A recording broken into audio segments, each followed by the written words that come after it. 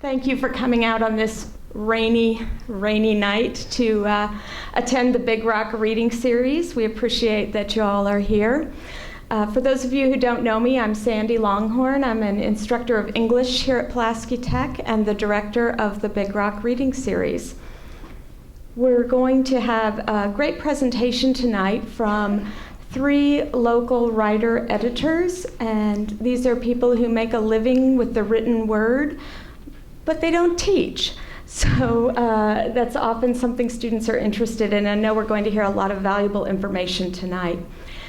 What we're going to do is have the 3 presentations, and then we'll have a Q&A session. So as things come up that you're interested in, jot some notes down so that when that time comes, you'll be able to get your questions answered. And at the end of all of that, we're going to have some door prizes, so don't run away. Before we get started, if you all would take out your cell phones and put them on vibrate, mute, silent. I've got a hammer if you need one. Just crush that down.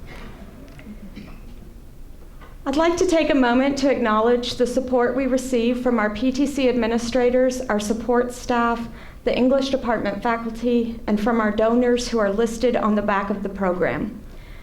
The series itself is only possible through the generous support of the people and organizations listed there, and you will find both a donor form and a survey in your program. If you enjoyed tonight's event and want to help us fund more authors and writers in the future, you can turn in a donation tonight or mail it into the address on the form. We also have the ability to accept donations by credit cards online, and that website is listed in your program. In the meantime, at the end of tonight, I'll ask you all to complete the pink survey because we use that data to apply for funds from outside organizations to continue the program. I do want to especially recognize the Philip R. Johnson Family Foundation, and they are listed at the top of our donors on the back of the program. That foundation recently gave us a substantial gift that will help us ensure the continuation of the program for several years. Tonight, we're excited to have these 3 fabulous writer-editors with us. We have Scott Whiteley Carter, Angela Thomas, and Helaine Williams. They're going to talk about their careers in writing and editing outside of academia. And I was telling them earlier, so many times as an English instructor, students will come up to me and say, well, Ms. Longhorn, I really like to write, I really like to use words, but I don't want to be a teacher. And they say it like it's something bad, like, I don't want to be a teacher. I say, that's okay, you won't hurt my feelings. I understand it's not for everyone. But what students often don't know is that there are many careers out there that will allow you to take a love of the written word and put it into practice on a day-to-day basis and actually earn a living that way. So that's what we're going to hear about tonight. I'm going to do a brief introduction of all 3 speakers, and then they'll be coming up to the podium in alphabetical order. And when we've finished, we'll do that Q&A. Scott Whiteley Carter is a 7th-generation Arkansan who was born in Little Rock and grew up around books. From 2003 until 2009, he was the public relations manager for the city of Little Rock. During that time, he worked on the opening of the Clinton Presidential Center and the 50th anniversary of the integration of Little Rock Central High. After a sojourn as a lobbyist, he returned to the city as a special projects administrator in 2012. Currently, his duties involve his twin interests of research and writing, working on speeches, commemorative correspondence, summaries of programs and initiatives, and award submissions, just to name a few. He is the unofficial historian of Little Rock City Hall and is currently researching a book on the history of Little Rock's Robinson Center Music Hall. I'm sure a lot of you know currently under reconstruction, so you can't miss it when you're downtown. And he's also working on a monograph of Arkansas Gazette publisher J.N. High School's avocational interest in urban planning. When he's not doing all of that, he's also the author of the Little Rock Culture Vulture.com, his blog. So if you help me welcome Scott to the mic. I never thought of myself as a writer. from 5th grade on, when I wrote a term paper on Shakespeare, most of my writing was for academic purposes. And when I was in high school, and I had friends that wrote newspaper staff yearbook and magazine staff, and they were writers. I just wrote. And although in high school I did write 3-point themes on every sort of literary form imaginable, which prepared me for college. In college I majored in business, but I still wrote a lot academically, and I did take a class on technical writing and one in business writing. And the 3-point themes in high school really helped out because one of my finals was to write an essay on the cover of a book and whether that cover design reflected the content of the book or not. Now, if that's not an invitation to BS, I don't know what is. And I did have to write, actually for an accounting final, I had to write an essay. I also had to tell a joke for that final. So, but anyway, I did do a lot of technical writing I was involved in student government. I did a lot of writing involved in that. And then my senior thesis was a lot of writing and editing and rewriting. And then I also rewrote the history of the school that was used for campus tours. Went to grad school in communications and theater, and again, most of my writing was academic, although I did write about theater productions that we were doing in college. My first jobs after school were working in marketing and fundraising, and so there was a lot of writing there, but again, it was for newsletters and proposals and things, and I still didn't think myself as a writer. It was just part of the job. Since '98, I've worked for the city of Little Rock, first in marketing and PR for the Parks Department, then for the city. And it was mentioned I took a hiatus to be a lobbyist, and I'm not a lobbyist.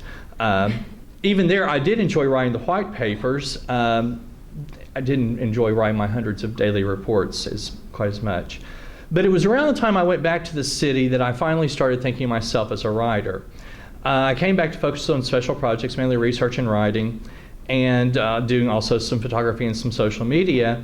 And a lot of what I do is reports on topics. I also get to write applications for national awards, speeches, and I get to do historical research. But I'm up here really because of my blogging, which isn't my job, it's my avocation. My first blog lasted for a whopping of 3 entries in late 2007. I wasn't focused on it, and the blog didn't really have a point. And A, my life isn't interesting enough, and B, I'm not narcissistic enough to think that it is interesting enough if there was no point to it. But in January 2010, I decided to start again. This time the focus would be on theater, which has been an interest of mine since I was 3 or 4 and my parents took me to a show. So this blog wrote about Little Rock theater, New York theater, theater people. I enjoyed it. I'd named the blog Some Comments on the Theater, which is SCOTT, so my Twitter handle is Scott of Scott. But by 2011, after I'd been doing it a little year and a half, I realized that there were other things I wanted to write about that weren't necessarily theatrical, and some of them I could kind of pigeonhole in. There was a New York Times theater writer that came here for the literary festival to talk about horror movies, but because he wrote about theater for the New York Times, I pigeonholed it in. But it wasn't always possible to do that. So in October 2011, I launched the Culture Vulture blog. Now, I don't recommend writing 2 blogs at once, especially if you have a job. So in the spring of 2013, I closed down the first blog. Doing so has allowed me to expand the Culture Vulture. Now, I've always loved history. My mother is a history professor and also used to teach in high school history. My sister is not a big history person, so it has nothing to, I guess, the whole nature-nurture argument, I guess. And, I've always loved history, and very little has been written about local history. And usually what is there is legend unsupported by facts, or a few stray sentences here and there. And so it's been kind of fun to start piecing things together. And I will say the Democrat and the Gazette, and now the joined Democrat-Gazette, have been invaluable resources. And especially in the days before TV, radio, and movies, reading the newspaper was a form of entertainment. And with no other way to get information out there, they often printed everything. I mean, complete texts of speeches and things. And so in doing research, it has been nice in trying to separate fact from fiction, it's been nice to be able to go back and look at some newspapers. And this research has led to me down a new path. As Little Rock leaders started talking about renovating Robinson Center, I became interested in the early days of that structure, which it led me to realize that it took 40 years from the time a municipal auditorium was first talked about to the time it was built. And the building of it had a lot of challenges. And I'm hoping there's a book out of it. I've got about 120 pages written. Just when I think I have my hands on the topic, I discover some new area. I actually did say an expletive in the library research when I discovered that I had completely missed something major. But I finally got that researched out too. So it's given me a lot of information for blog entries too. Likewise, I am researching a couple of other topics which may lend themselves to papers or essays, but not books. WordPress, my blogging platform, allows me to preset entries. So I map out an entire month. In fact, as I was making these notes, I realized it's about time to start mapping out April. Then a couple evenings a week, and sometime over the weekend, I will write several entries and preset them. That way it doesn't become a chore. Because when I started it, I decided if it's a chore, I don't want to do it. It should be fun. That's the difference between an avocation and a job.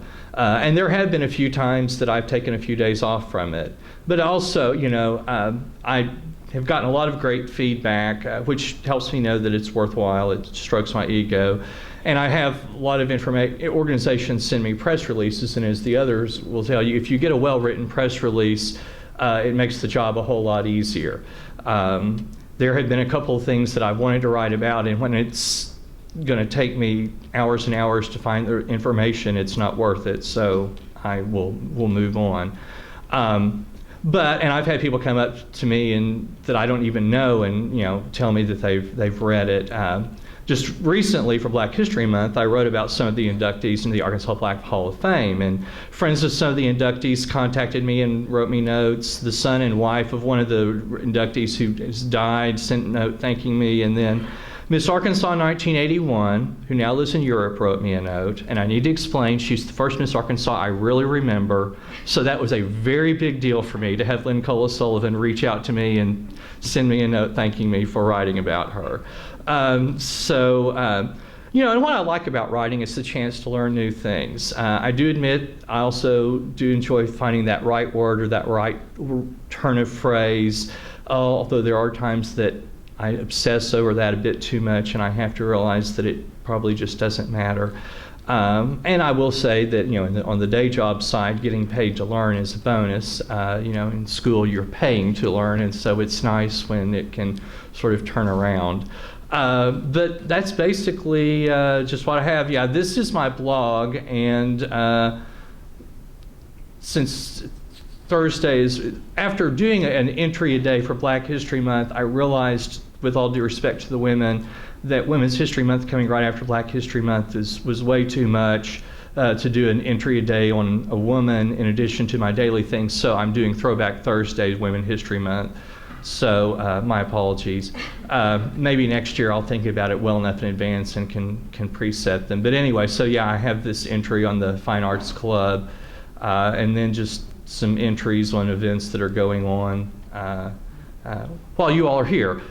So anyway, but it's just, it really is a broad mix, and I do sometimes stretch the definition. So the great thing about doing history entries is that if I want to write about the Little Rock Police Department playing the North Little Rock Police Department in a football game in the 50s, that may not be cultural, but I can call it history, so I can write about it on the blog. So I kind of like having the flexibility, and that's, I think, one of the things about writing, however you do it, is that there are ways to sort of find flexibility to do what you want to do. But anyway, that's all I have right now.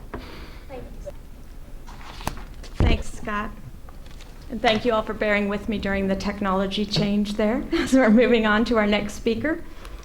Angela E. Thomas was born in West Virginia, but grew up in Arkansas, graduating from Little Rock Central High School. For several years after high school, Thomas lived in the Northeast and worked at an IBM subsidiary company, so another business background here.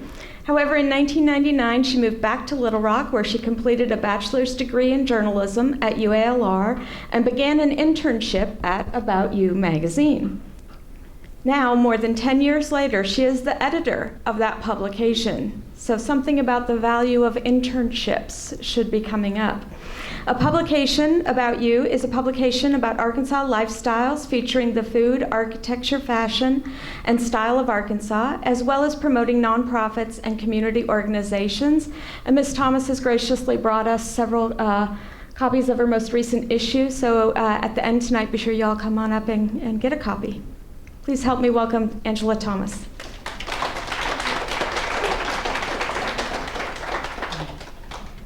Good evening. I feel like everybody knows me, but since I don't do a personal editor letter anymore, I will tell you a little bit about myself. As was stated, I was born in West Virginia, and my mother is from a little bitty town that if you're from there, it's called Humphrey.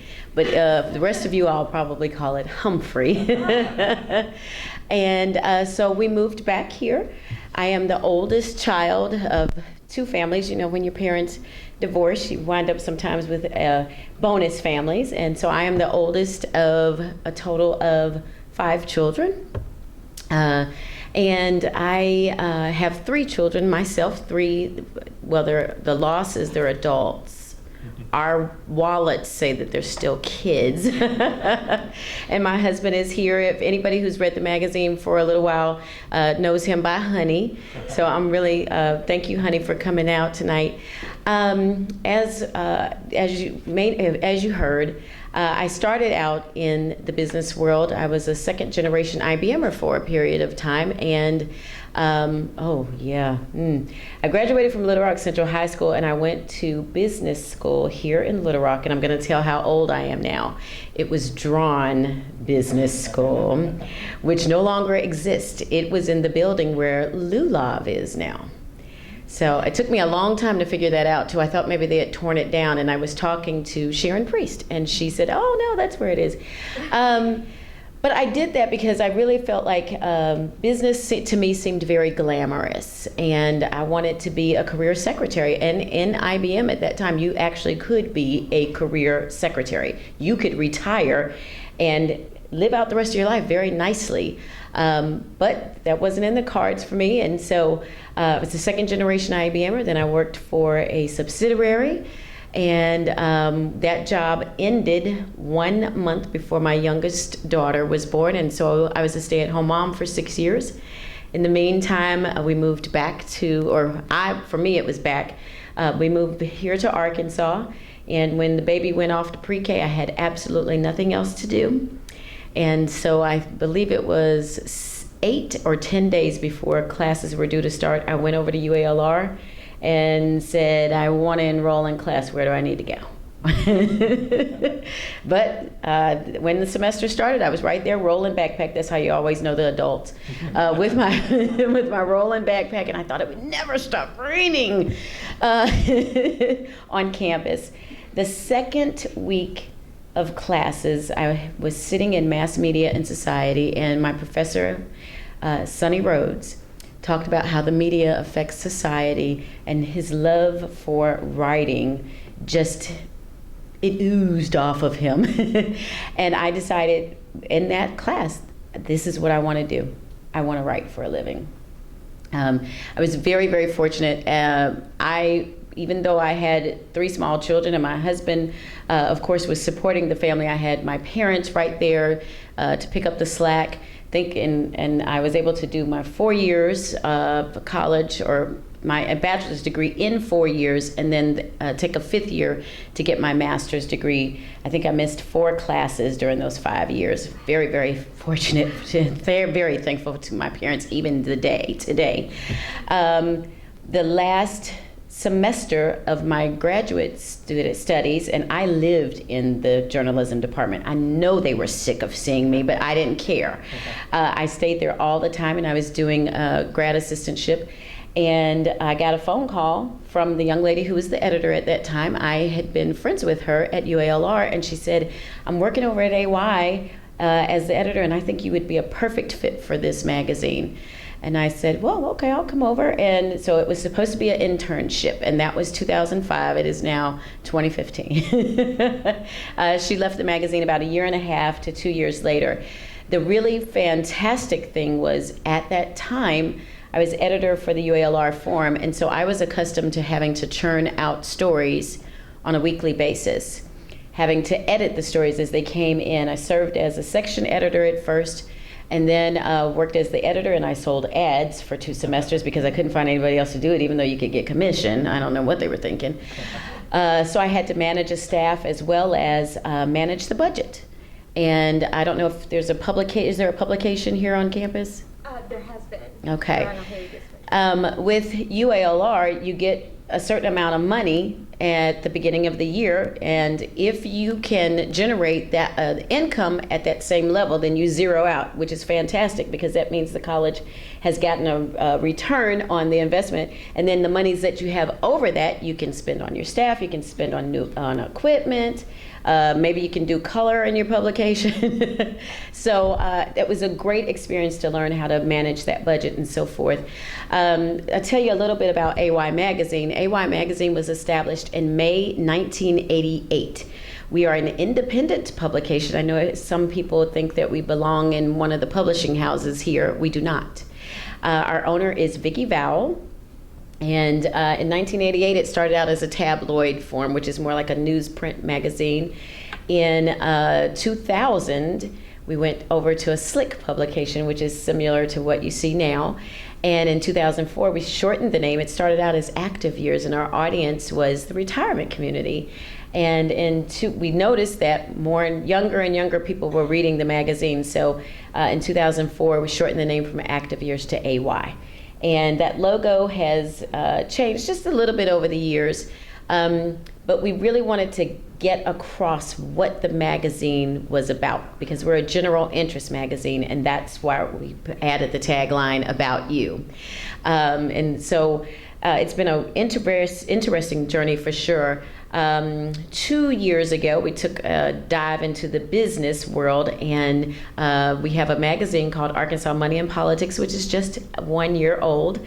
Thankfully, I only act as editor and copy editor for that publication. Because AY is a monthly publication, Arkansas Money and Politics is a bi-monthly publication. So we put out 18 magazines a year.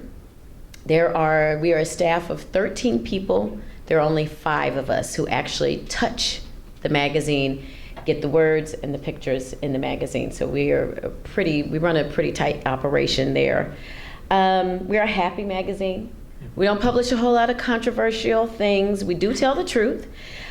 We cover the entire state. We have, our readership is 136,000 people. We have subscribers all the way from California to New England. However, a good portion of them obviously are here in Arkansas, and then the states that touch Arkansas as well.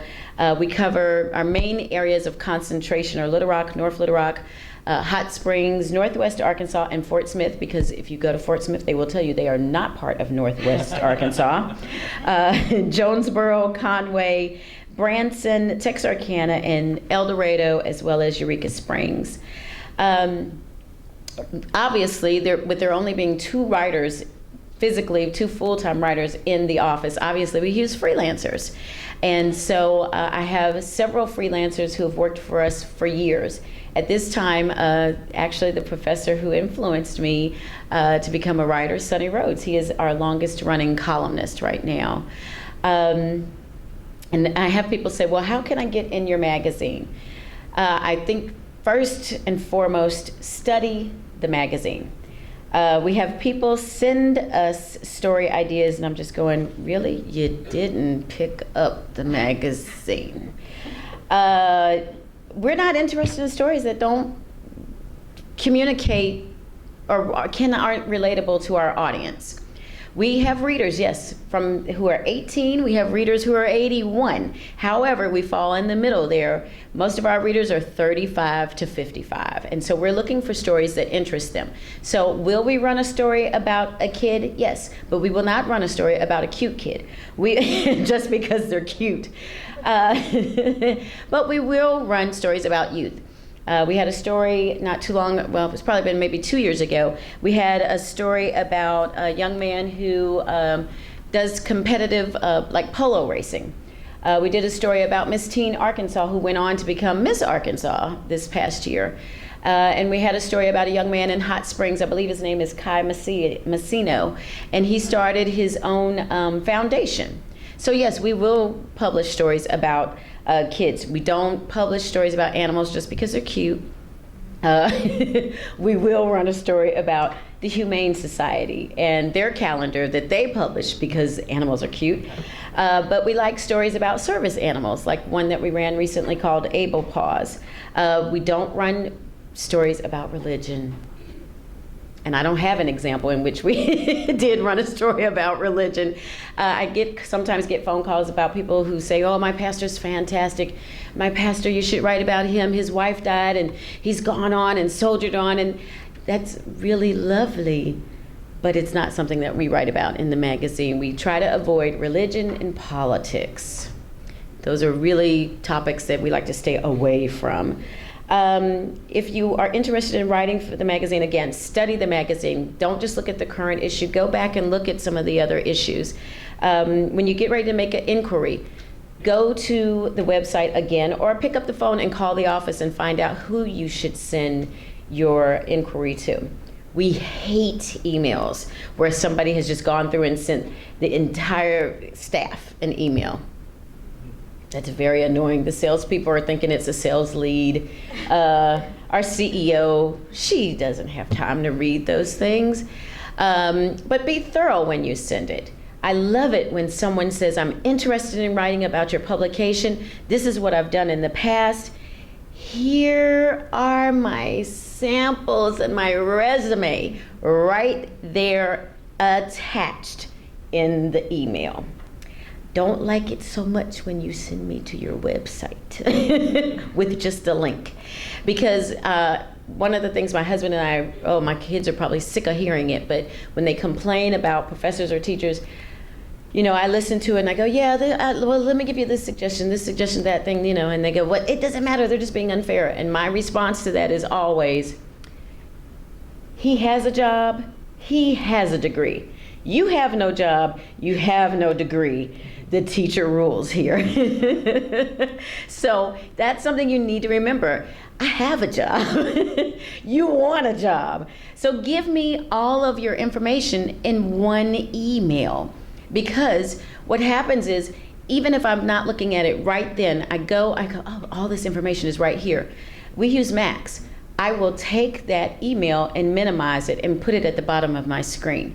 And when I have an opportunity, I will go back and review in depth your email and see if what you're writing is really what we're looking for.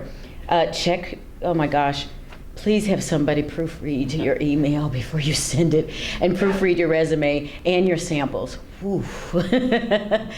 I didn't pay her to say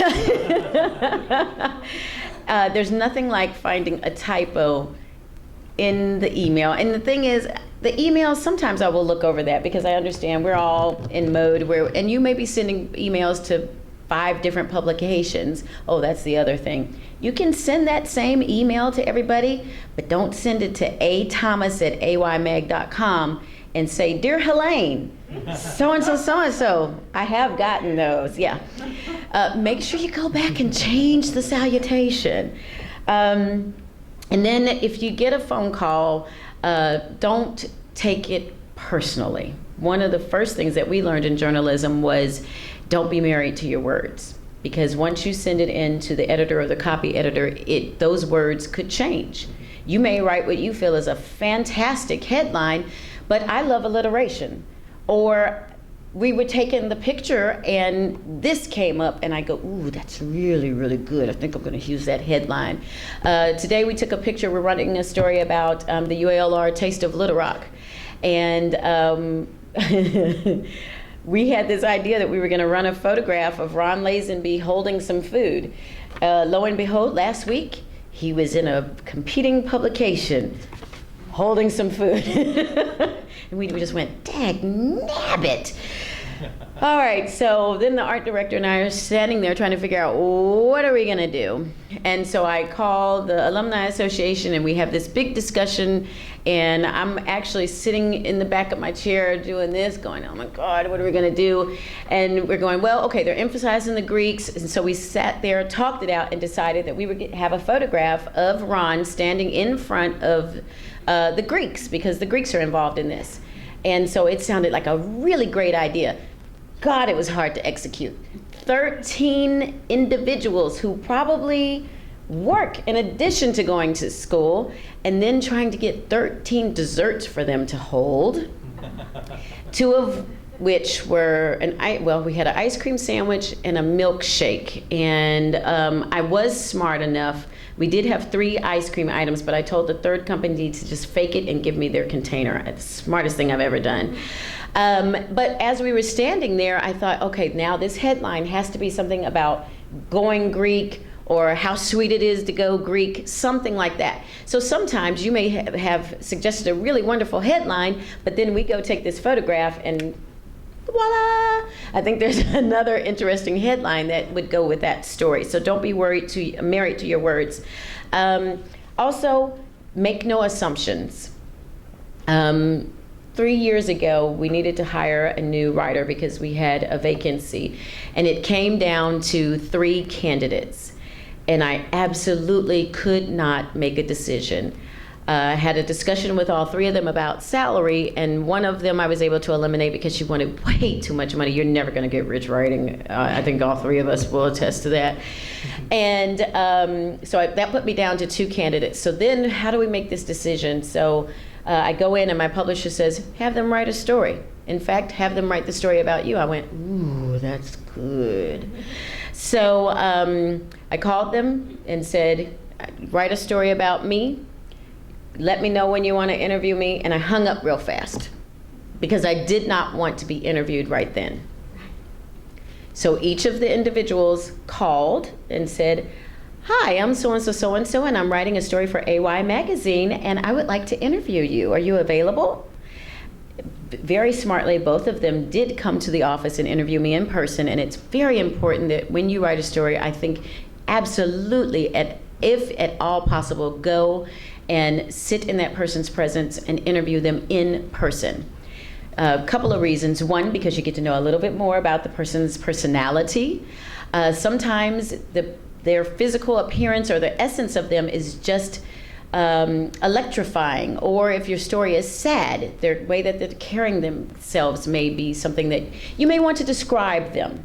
You may want to describe their personality. Can't do that if you're just doing it over the phone necessarily.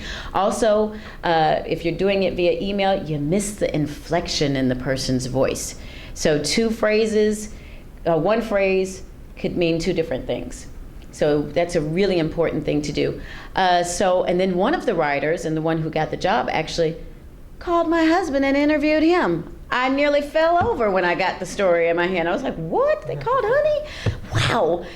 The writer who did not get the job, she wrote about the fact that I was a non-traditional student and that I had graduated from UALR. She absolutely got the year right.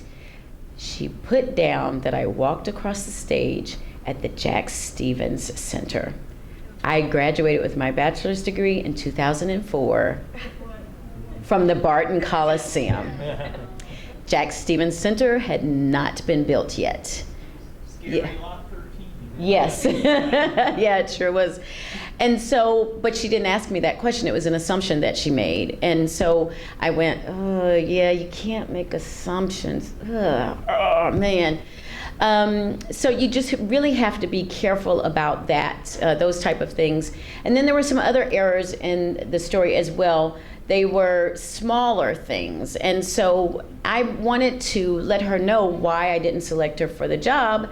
And so, I called her and told her these are the reasons why. And I said, I'll email the story back to you so that you can see some of the other things that were there. And she was so completely offended. And I thought, well, I thought I was really nice about letting you down. But really, I'm not an expert. I'm not the absolute perfect. I'm not, the editing god. However, I want to share that information with you so that maybe you won't make the mistake the next time. Or if there's turnover, you might be able to come back and apply for a job at the same publication again. So it's really important that you don't take that criticism personally. I have people all the time say, well, how can I start my own magazine? Well, don't start there. You need to go out and get some experience someplace else, because I think that people don't realize how much work it is to publish a physical magazine. They see how wonderful AY is, but those of us who are in the publishing world can tell you, for instance, you'll notice that AY's size changes from month to month. We might be 80 pages, we might be 96 pages, we might be a whopping 128 pages. That's based on sales. Sales is really our income. And we have a sales staff of 6 people who have to go out and sell ads every month. And I tell them all the time, thank you for feeding me and for paying my utility bills. I really appreciate it. Because it costs about $1,000 a page to publish the magazine. So if you want to publish your own magazine, know that you're going to need experience, you're going to need writers, you're going to need advertisers, and you're going to need advertising reps. You cannot do it all yourself. You will absolutely burn out. And I think if somebody in here is thinking about going into marketing, we have agencies that come in and try to sell stories to us all the time. The really smart ones will ask, can we just have coffee? Let's just sit down and talk. The value in that, first of all, they're schmoozing a little bit, because yes, I'm going to take free coffee. Secondly, though, they get to just familiarize themselves with me and with the publication before they ever try to sell me a story, before they ever try to place their clients in the editorial pages. And that way, when they call back, they've got some foundation, they've built a foundation, they've built a relationship, and they've gotten to know the publication. That doesn't always happen. We often get, and Helene and I see each other at events all the time, and I got a phone call from someone who pitched a story, and I said, well, is this magazine going to be doing the main story? And she said, yeah. And I said, well, she said, well, we would like for this story that you all write about to be about the great auction items we're going to have. And I went, I know we're happy, but we're not that fluffy. Good Lord. So last week she calls and she says, can you come take party pics for us? And I went, we're not that magazine. You're thinking of so-and-so. So, I mean, yeah, it's wonderful. It's a great thing to work in the publishing world. I hope I haven't discouraged anybody. But these are really valuable pieces of advice. Some of the things I shared with you just now are things that were advised to me, and then I'm just passing them on. And some of the things that I shared with you are things that apply specifically to me personally, but then I think to the publishing world, generally speaking as well. Thank you.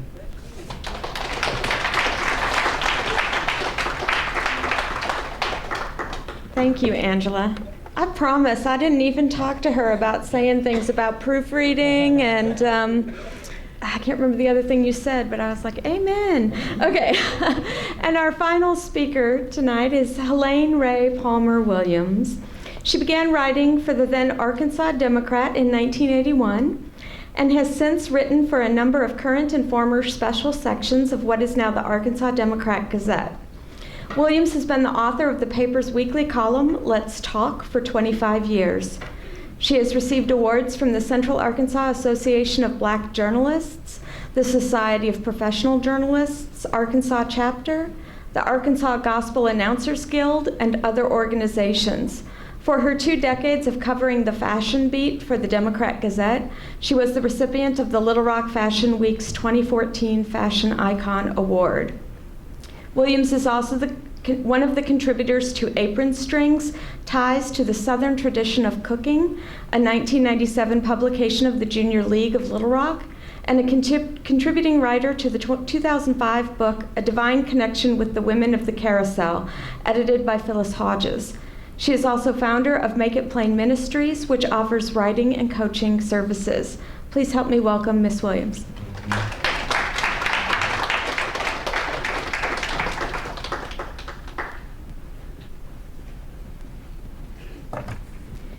Well, first of all, let me say that everything you, Angela, said about some of the things that people want us to do when they call us up and have story requests or story ideas or what have you, well, magnify that a few times, maybe a few dozen times when it comes to the paper, because we get it all. Again, I'm Helaine Williams, and I'm technically, I say technically because when people find out how long I've been in Arkansas, they say, oh, you're a native. Well, technically, I'm a Missourian. I was born at Fort Leonard Wood. I've been in Arkansas since the age of 6, and I'm the youngest in a blended family of 8 children. One of the things that I was asked to talk about is what got me into writing. My writing career ended fairly early. It chose me rather than me choosing it, I feel. I decided that I was better at it than drawing. You know, as a little child, I started out doing comic strips. And at the same time, I was a prolific reader. My mother was a prolific reader. As soon as I learned to read, not only was I reading children's books, I was reading my mother's novels. You know, this was like elementary school. This was my way of traveling. This was my way of expanding my little horizons. This was my way of seeing the world, so to speak. And then I gradually realized that not only did I like reading about people or reading stories, I kind of thought, you know, I'd like to try my hand at writing them. So that's how I began writing. It was actually in 3rd grade that my quote-unquote career began, and I always like to tell this story. This was the grade in which I started a fictitious club. It was called the Adventure Club at the time. The club was fake, but the people in it were real. I just created these stories, you know, about my favorite classmates. We were all in this club, and just kind of like the kids in Scooby-Doo, we went around solving mysteries and, you know, basically living off of this fictitious rich chick who had, you know, taken a liking to us, and our clubhouse was on her property and all that. And somehow these stories just became a real hit. I'd crank out maybe one a month or every couple of months, and you know, the teacher would say, well, Elaine's got a story. Everybody gather around. Teacher would usually read it. Sometimes I would read it. They were really popular, much to my surprise. And as a matter of fact, I continued this series on into my sophomore year of high school, which by that time, you know, I wanted to get all sophisticated like, so I changed the name of the club to the Supersonics. And it was about this time I'd begin to kind of worry, well, I know I like to write, but what the heck am I going to do with my love for writing? How am I going to make a career out of it?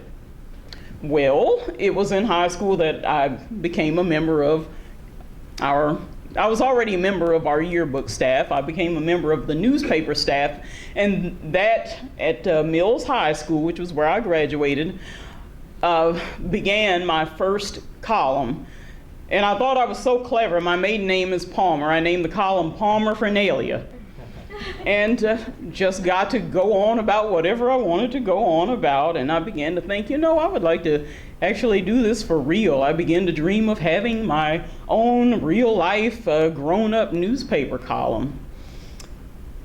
Cementing my decision to do something at a newspaper was what they called an urban minority journalism workshop at UALR between my junior year and my senior year that summer. by the time that workshop was over, I knew what I wanted to do. Well, I knew I wanted to be at a newspaper. More about that later. So after Mills, I went to UALR. Okay, my academic path, which they also asked us to talk about. I say here in my notes that it pretty much reads like a cross between a Disney road trip movie and one of those maze puzzles they used to have at the back of the magazines.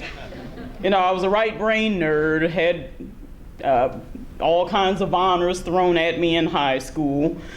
Went to UALR, discovered partying, and got in trouble with the left brain courses, which I managed to adeptly avoid in high school, and eventually became burned out on school and dropped out in 1984, which was the year I should have graduated. So, as I like to tell people, I took a 14-year spring break.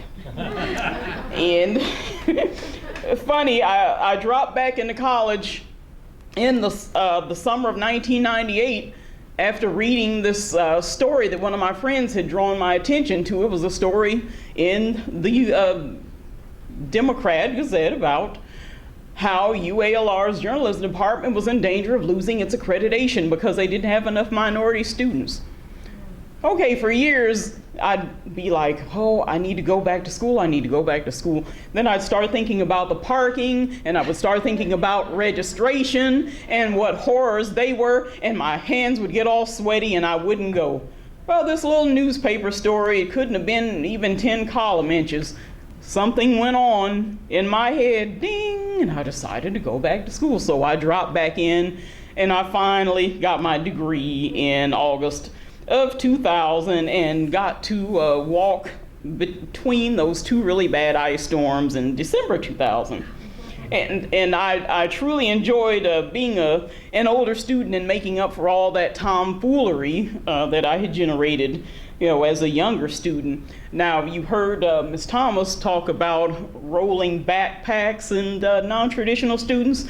Angela, honey, I didn't have that much sense. You know, I carried the backpack, you know, wondered why my shoulders were hurting, and oh my goodness. And you know, when you get the then blessedly 50-cent grandma's cookies out of the vending machines there, and you do that, you know, every day, and you're an older non-traditional student, well, it's sure enough going to go straight to your hips. So, you know, and I still wonder why any time in Stabler Hall, which was, you know, where UALR's journalism students matriculated, every time I hit the Coke button on the Coke machine, I would get a surge. But anyhow, they even still make those. But by the time I'd gotten my degree, I had already made a career for myself at the Democrat-Gazette. I first came to what was then just the Democrat, you know, for those of you who are on the young side and don't remember the great newspaper war of the 20th century. It was then just the Democrat. I came there in 1981 as a city desk news assistant, which is a glorified name for clerk or flunky, basically. Just did whatever the city editor said, wrote obituaries, et cetera, and did that for 2 years. And then I began to write actually what was my first newspaper column. It was called Action and Answers at the time, and I was kind of like the written seven on your side. If somebody had trouble with a company, I'd try to help them out, especially mail order companies. If somebody didn't get their girdle or whatever, you know, I'd try to write the company, find out what was wrong. They'd usually say, oh, we're going to send the girdle, and then I would kind of just do a little chronicle of it in Action and Answers. I did that for 4 years, became increasingly dissatisfied with that, and began to wonder, okay, what am I going to really do with myself as far as journalism? What I knew I didn't want to do was hard news.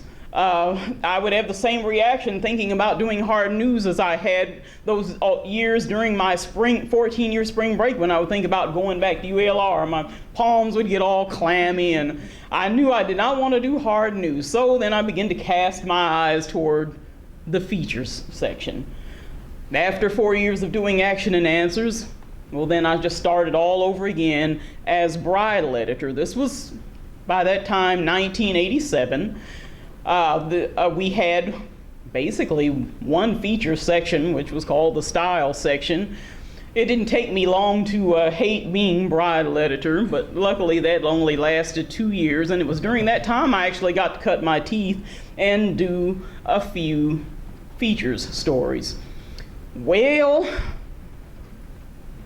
it was in 1989, the editor of the then style section decided to defect. Remember I said there was a newspaper war, there was an Arkansas Democrat, there was an Arkansas Gazette. The editor at the time decided that she was going to defect to the Gazette, because that's what you did. You know, if you left the Democrat and went to the Gazette, it was like a defection and your name was never to be mentioned again, et cetera, et cetera, et cetera. So I thought, you know, this would be a prime opportunity to kind of initiate a promotion. So after she left, I just basically harassed our then assistant managing editor to promote the then style reporter to style editor, and basically bogarted my own promotion to features writer and also columnist. The column Let's Talk was actually not begun by me, it was begun by the editor that left. She wrote about feminist issues in this column. Well, I decided to kind of change that around and do a little what I thought was wit and wisdom at the time. You know, I knew nothing then, but didn't realize it. Well, I just went to the art department, had myself a column logo made, and just started writing the column and continued it. And I had some head bumpings along the way and had some people who were kind of doubtful of me at first, inside and outside of the newsroom, and they made that known, but gradually I just began to build my skills and begin to build a reputation. And now here we are. I still do Let's Talk. I started writing that in September of 1989. It's now in its 26th year under my authorship. I now do another column, which is called Dressing Room. I also do cover stories for our various feature sections, as Ms. Longhorn said. And since 2009, and some of you heard me muttering about this during my pictures, I have been helping to cover parties or receptions, balls, etc., usually charity events for what is now the high profile section. Well, it always has been. High profile has been around since '86. I never dreamed that I would be helping to cover parties, and guess what? I always said that, man, if I ever had to run around and cover those parties for high profile, I would consider that to be a fate worse than death, I promise you. And I never want to do that, never. Just felt sorry for the reporters who had to do that. Well, lo and behold, in 2009, we had some shiftings around at the paper. Unfortunately, we had a round of layoffs, and the reporter that had been covering high-profile parties was moved to city desk, the hard news, the thing that I really hated to do. I guess I should be consider myself blessed that they didn't move me over there, but boy, was I devastated when I was told I would have to start covering the high-profile parties. Well, I started to do that, and now it's just one of my main loves and one of my favorite things to do for the paper. As far as what I do on a day-to-day basis, and boy, does that get interesting. Again, I do Let's Talk, I do Dressing Room. Dressing Room started October 21st, 1999, according to our archive, so it's been running a while also. It runs usually bi-weekly, and it's just a fun outlet for my love for fashion. And I try, not to be like a fashion columnist from New York. I try to write the practical stuff, things that I think people, here who don't have a lot of money to buy Prada or BCBG or whoever would appreciate, things that they can grab hold to, and a lot of quirky things. That column actually came about because I got all these neat news releases of fashion gadgets, interesting clothing, etc., etc., and there was nowhere to put them because we no longer had a fashion section at the time because the advertisers would not support it. They wanted to support high profile, so we ended our fashion section. So now I'm kind of it. I'm like, the fashion section. But anyway, back to what I do on Oh gosh, a daily basis. Mondays and Tuesdays, for instance, I usually get glared at by my main editor, who is actually sitting back there in the back of the room because he threatened to come, and he made good on his threat. So, you know, he's usually boring. He's usually, his glare is usually boring into my back on Mondays and Tuesdays because, you know, I have a lot of things due then, mainly for high profile. I turn in my party coverage, or at least I'm working on it, you know, my pictures, my copy. That's also the day that Let's Talk is inexplicably due 6 days before its Sunday publication. So, you know, I'm under that pressure, and man, there are certain sections that I work for. If I happen to have a story due for them, a lot of times that deadline will fall around the same time. And then sometimes I will have both Let's Talk and Dressing Room due again at the same time. Sometimes I will have a high profile cover due, and I've actually got a high profile cover story coming out this coming Sunday. It'll be due around that time. Or, you know, if I have a volunteer story, the below the fold or the low profile story on a volunteer, that'll all kind of be due about the same time. Somehow I muddle through. Usually Tuesdays, you know, I'm kind of trying to play catch up and finish what I haven't finished on Monday. And by that time, usually Bobby, the high profile editor, and Doug Grimsley, our page designer, they're both glaring at me with their arms crossed. So Wednesday, I start or I work on any cover of secondary stories that I have due for other sections. And that's when I usually do my interviews. Angela is right. Face-to-face is better. Sometimes there's such a time crunch I have to do them by phone, but I do like to get out in the field and kind of stare at people and, you know, look at their mannerisms, and that does round out your story, you know, exactly like she said. Thursday, I'm usually doing more cover story work or secondary story work, and that's usually my absolute latest deadline to turn in any cover story that I owe the Monday active style section, which is kind of about health and about fitness. And usually it's this section that I always end up having to wait until the 11th hour to turn something in, which was the case today because there's so much other stuff happening. Celia Story, the editor, we have some good editors, by the way, and Celia has all the patience of Job with me, and she knows what I'm having to deal with. It's also the day of our weekly features meeting, and my usual and biggest contribution to that meeting is doodling. We usually pass around story ideas, or we bounce them off of each other. I'm usually the one I don't have an idea, but I'm there drawing eyes, or, you know, drawing portraits or whatever, or little squiggly things or something geometric. And Friday is the day I should be turning in Let's Talk if I had any sense, you know, or anything I have due for the following Sunday style, high profile, or weekend sections. Somehow that never works out. You know, for the day that Friday is the day I really should be cranking things out, but I don't know, somehow something always just goes awry on Fridays. But anyway, I just have to tell you guys, it's been a wonderful ride. I tell people that this isn't a job for me. You know, it's, well, I won't say it's an adventure. That was a Army promotional commercial. Actually, to me, it's a ministry. You know, it is a ministry in that I get to talk to a lot of people who have stories that, if it weren't for somebody like me, might not otherwise be told. And that just goes into, you know, even into the things that I cover for high profile. A lot of people feel that I'm more approachable. I do have to say that I get approached by a lot of people in the African American community because I'm the first person that they'll think of. And I used to say that I was the clearinghouse, the black clearinghouse for the paper, because, you know, I get a lot of people from the African American community who will, you know, come to me because they know me, and they'll say, you know, where can I get this in the paper? You know, something I'm very happy to do, and I'm a person who loves the underdog, so to speak. And like I said, I always say that everybody has a story.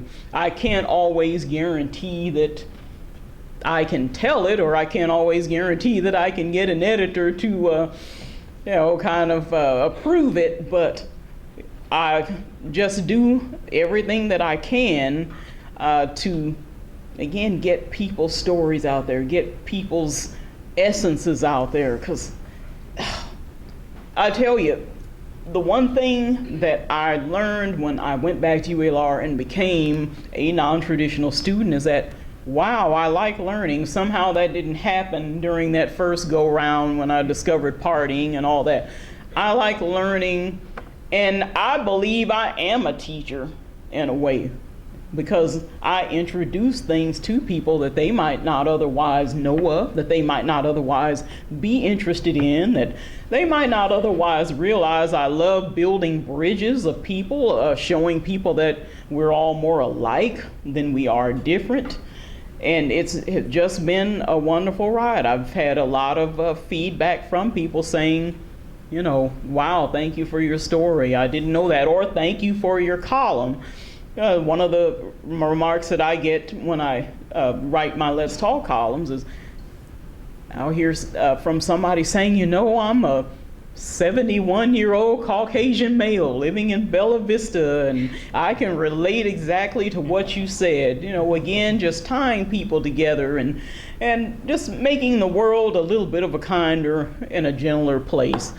And as Scott said, making a living doing it, getting paid doing it, it just seems unfair almost, but I just consider it a privilege, and I just never dreamed when I switched from comics to writing those little stories about the Adventure Club and the Supersonics that it would lead to what it has led to. I just consider myself very blessed, and just want to tell any of you that no, it doesn't have to be teaching that you go to if you want to write. I also have started a blog. I made the mistake of starting two. One is called Make It Plain Ministries, which is loosely affiliated with my freelance writing services company. The other one, which is loosely affiliated with Let's Talk, is called The Day Before Payday, which I came up with that name because, I found out as a young adult struggling with bills that it seemed like the utility shutoff notices were always dated the day before payday. The last day to pay was always the day before payday. And I'm like, dadgummit.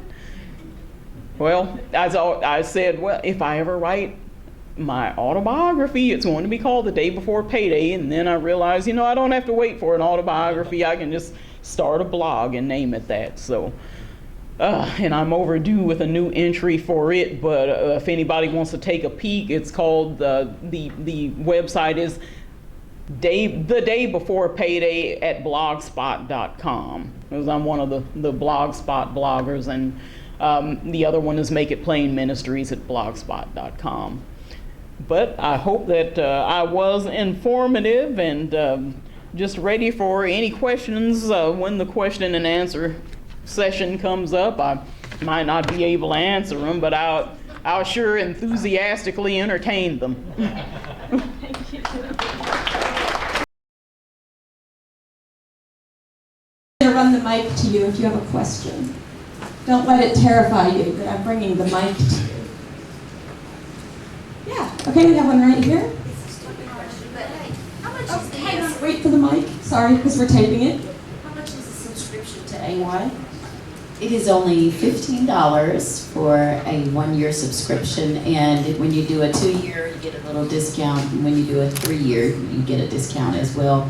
And many times during the year, if you look inside, there'll be a postcard in there, and we do a lot of 2-for-1s, where you could purchase one and you get one to give as a gift as well. Who else? Question about writing? Yeah, she says we need to support these local magazines. Question? Oh, I'm sorry, hang on 1 second. Bobby's got to have a chance at the mic. So. In 1,000 words or less. No, but if you had a teenager, this is actually my question. if you had a teenage child who showed an aptitude for writing, knowing what you do and knowing that he or she would be going forward into this unknown future, do you know which way you would direct your child? For myself, and actually I think that my oldest daughter would be an excellent writer. She, like me, doesn't meet a stranger, because as Helaine said, I believe everybody has a story and it's worth telling. Just have to figure out where you want to tell it or how to tell it. I would tell them to start looking for smaller publications to write for. Write for their high school newspaper, the yearbook, write poetry. Write a blog. There are various medias that you can use to get your voice out there. Many times I get people who submit stories and they sound really well, but they aren't necessarily a good fit for the magazine. I'll refer them to the newspaper, or if they're a really younger person, I'll tell them to submit something to Sync magazine. But I would absolutely encourage any young person who wants to write for a living to go to college. Absolutely to go to college, not just to get necessarily an English degree or a journalism degree or a degree in rhetoric of some sort, but also because of the fact that it just widens your horizons, as we say. Well, I would tell them all of that, and I would also tell them, hey, get down dirty and old-fashioned. Get a journal and write. Write it out longhand. I cannot express enough the benefit that you could actually get from that. I mean, yes, we've long had the computer, the word processor, where you can take a word here, put a word there, and what have you, but I have found that just by handwriting and journaling, I learn a lot about myself, and I can organize my thoughts much better. Even if I have to scratch something out or whatever, it just seems to really, really come out what I have in me when I just do an old-fashioned journal. So I would definitely impress it upon any child I had to, not be afraid to just go back to the good old days, or what we consider to be the good old days of writing, and write your thoughts out longhand. That you would be surprised, at what you would be able to generate, if you just go back to the basics. Yeah, and going along with that, I always have pads of paper with me, various sizes, depending on whether it's sitting in a pants pocket or satchel or whatever. And yeah, I was actually working on a work assignment, and it was in the doctor's office about a week ago, and started just kind of writing on that because I was thinking about it, and it was a brain dump, but just to be able to do that. And then I think that also helps your editing skills, because as you start doing that, and you also learn how to start letting go of that perfect phrase, because it just doesn't fit. Sometimes I will circle those perfect phrases and then hope eventually I'll find a place that they will fit. Thank you all so much. Unfortunately, we have run out of time tonight. I know some people have to move on to another class yet more tonight, which God bless you all for staying until 9 o'clock tonight to learn something. I'm going to ask Miss Angela to come up to the door up here, and as you're leaving, you'll be giving her your pink survey. But before we do that, if Miss Oberste could come up to the table, and Mr. Trishman could come up to this table up here. If you look in your program, check and see if you have a gold ticket, like Willy Wonka. If you have a golden ticket, you're a winner. Oh, Mr. Trishman was once one of my editors too. He glared at me too. If you have a golden ticket, you've won a free book from our new and gently used library, which is over here, and you can bring your ticket up to one of these two people and exchange it for a free book.